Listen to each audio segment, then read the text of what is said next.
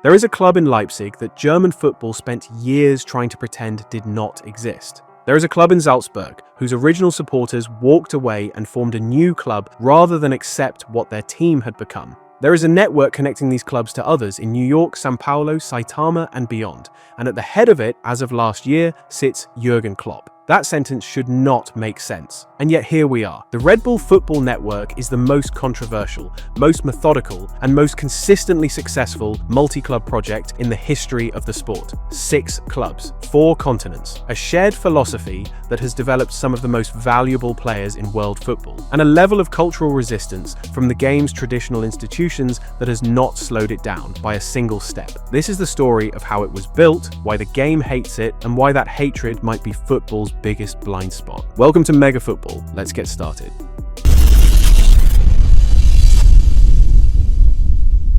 The story begins in April 2005 in Salzburg. Red Bull GmbH, an Austrian energy drink company with a net worth in the tens of billions, purchased SV Austria Salzburg, one of the most decorated clubs in the country's history. Titles: European football. More than a century of identity built on violet shirts and a connection to the city that was understood as simply being part of what Salzburg was. Within weeks of the takeover, the violet was gone. The crest was gone. The name became FC Red Bull Salzburg. The kit was red and white. Red Bull's red and white. And the fans who cared most about what had just been lost did not protest and eventually accept it. They left. They formed their own club, SV Austria Salzburg, starting over in the lower divisions, carrying the history that felt like it had been taken from them. They are still there today, still playing, still in the violet. The following year, Red Bull moved into the United States, acquiring the Metro Stars, one of MLS's founding franchises, and renaming them the New York Red Bulls. Then, in 2009, came the most provocative move of all: the creation of Rasenballsport Leipzig in Germany. Not an acquisition, a creation.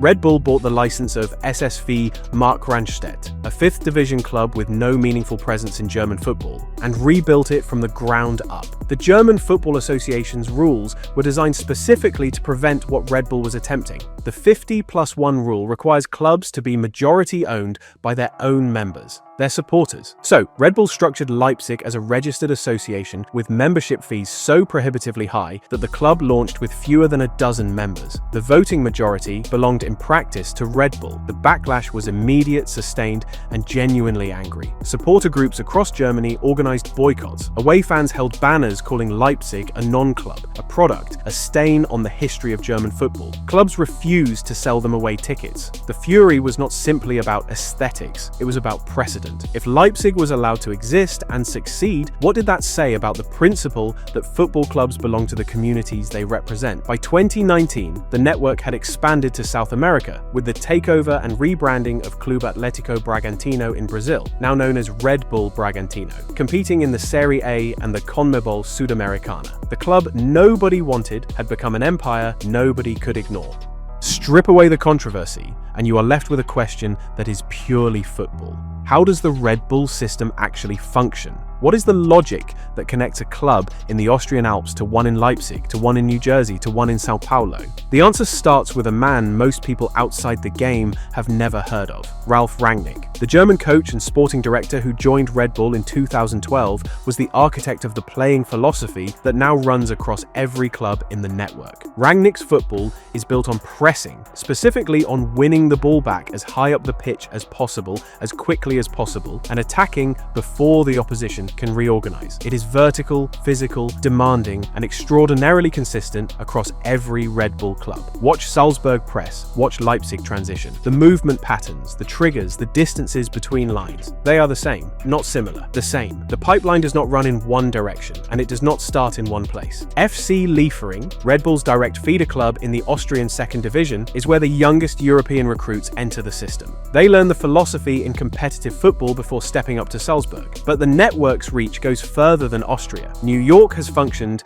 as a genuine development node. Tyler Adams came through the NYRB Academy, moved to Leipzig, and was eventually sold onward for a fee that validated the entire chain. Bragantino gives the system access to South American talent at prices the European market has not yet inflated. Players who can be developed within the Red Bull environment before the network decides whether they belong at a higher level. Every club is both a destination and a waypoint. The system does not have one entry point or one exit, it has 6 of each, and they are all connected. The financial model that results from all of this is devastatingly efficient. Buy young at prices the market has not yet inflated. Develop fast using a proven system. Sell at a premium to clubs with the budget to pay it, then reinvest and start again. The numbers across 20 years are extraordinary. Sadio Mane joined Salzburg for €4 million and left for 11. Naby Keita left for 52 million. Erling Haaland arrived for 8 million and left for 64. Dominik Szoboszlai developed at Salzburg and Leipzig before Liverpool paid 70 million. Dayot Upamecano, Ibrahima Konate, Karim Adeyemi, the list does not stop. No single club in world football has produced as much transfer value from players it developed internally at the prices Red Bull paid for them. That is not a coincidence. It is a competitive advantage that has been built, tested, refined, and protected over 2 decades. You can dispute the methods, you cannot dispute the table. Red Bull Salzburg were champions of Austria in every single season between 2014 and 2023. 10 consecutive titles. They have been regulars in the Champions League, and they have produced Champions League moments that go beyond results. The domestic dominance has since been broken. Sturm Graz have taken the last 2 Austrian titles. But for a club that Austrian football initially refused to take seriously, the decade they built stands as the blueprint everything else in the network was modeled on. Leipzig's rise is the most dramatic number. In 2009, they were in the 5th division of German football. By 2016, they were in the Bundesliga, and after 1 year, they were Champions League competitors. In 2020, they had reached the Champions League semi-finals and finished the season as arguably the 4th best side in European football. They won the DFB Pokal in both 2022 and 2023. They are, by any objective measure, an established elite club. They got there in 14 years from the 5th tier. Red Bull Bragantino have pushed the boundaries of what the South American arm of the network can achieve, reaching the Copa Sudamericana final in 2021, qualifying for the Copa Libertadores, and consistently competing at continental level in a country where football resources are concentrated at a handful of historic giants. The New York Red Bulls reached the MLS Cup final in 2024, losing out on the title but confirming their place among the competition's most consistent contenders. And in 2023, the network expanded again into Japan with the acquisition of Omiya Ardija, a J2 League club based north of Tokyo in one of football's fastest growing markets. 4 continents, 6 clubs, a coherent identity connecting all of them. The project that German football tried to shut down before it started is now a permanent feature of the sport's global landscape. And now the man overseeing all of it, with the authority to align the philosophy, raise the coaching standards, and articulate what this network is trying to become, is Jürgen Klopp. In January 2024, after 9 years at Liverpool, announced he was leaving Anfield. The assumption was a year off, a period of rest. What followed was, depending on your perspective, either perfect or baffling. Klopp was appointed head of global soccer for Red Bull GmbH, not a club manager, the head of the network. The most charismatic coach of his generation is running the most analytical project in football. The system just got a soul, and the clubs that hated Red Bull now face a more complicated version of that feeling.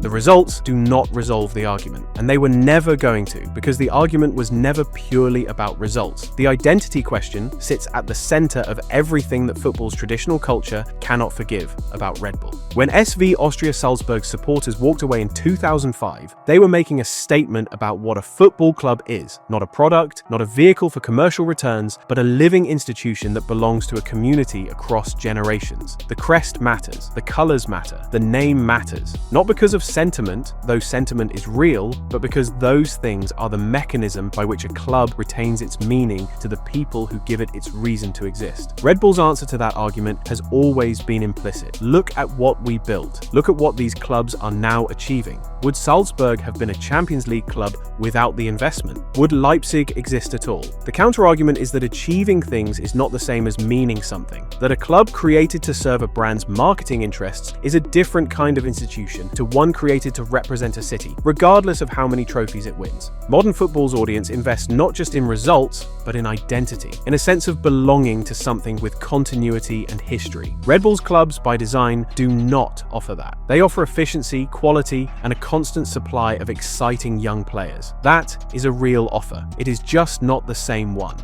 Here is the question that the hatred tends to obscure. Is Red Bull actually the villain of this story? Or did they simply do first and most openly what everyone else is now doing quietly? The City Football Group now controls clubs in Manchester, New York, Melbourne, Yokohama, Montevideo, Palermo, Lommel, and beyond. Their network is larger than Red Bull's, their budgets are larger, their ambition is larger, and the Manchester City project has been the subject of more financial fair play investigations than any other club in European football history. Yet City Football Group does not attract the visceral cultural rejection that Red Bull does. Their clubs retain their names, their crests, their colours. The connection is financial, not philosophical. That distinction, in the eyes of traditional football culture, appears to matter enormously. The multi-club model, connecting clubs across markets, sharing data, moving players between them, building commercial synergies, is no longer a Red Bull innovation. It is the direction that elite football ownership has moved in, almost universally. What Red Bull did was prove it works, not theoretically, in practice, on the pitch, in the transfer market, in the development of coaches who went on to reshape how the sport thinks about pressing and tactical periodization. Every major ownership group now building a multi-club portfolio looked at what Red Bull produced and drew conclusions. The Paris FC investment, Red Bull's minority stake in the French capital's second club,